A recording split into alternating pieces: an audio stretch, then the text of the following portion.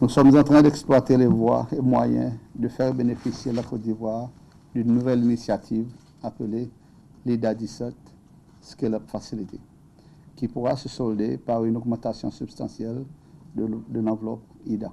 Il est bon que la Côte d'Ivoire, qui vise l'émergence en 2020, puisse maintenir une croissance forte, continue et surtout que les revenus générés sont équitablement repartis tant au niveau des différentes strates sociales que leur répartition géographique.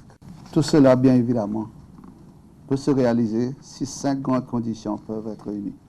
Premièrement, la stabilité sociale, la stabilité macroéconomique et viabilité de la dette.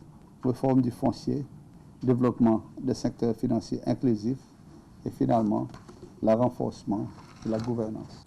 La démarche est axée sur 3 domaines d'intervention à l'issue des consultations menées avec le secteur privé, la société civile et les élus locaux. L'objectif est d'accélérer une croissance durable et surtout renforcer la gestion des finances publiques. Selon la Banque mondiale, il importe aujourd'hui que les réformes pour la stabilité macroéconomique n'en affaiblissent pas et que le secteur privé national et étranger puisse jouer véritablement un rôle de catalyseur en but de créer plus de valeur ajoutée et résorber la courbe du chômage des jeunes.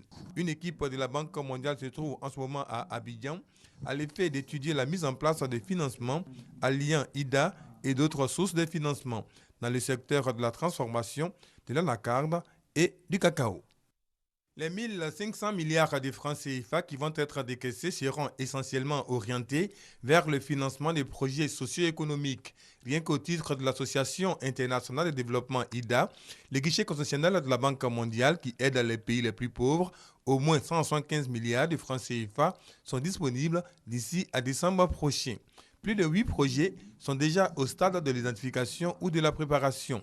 Ces projets concernent les secteurs suivants: électrification rurale, eau potable, transport, agriculture, assainissement et l'emploi jeune.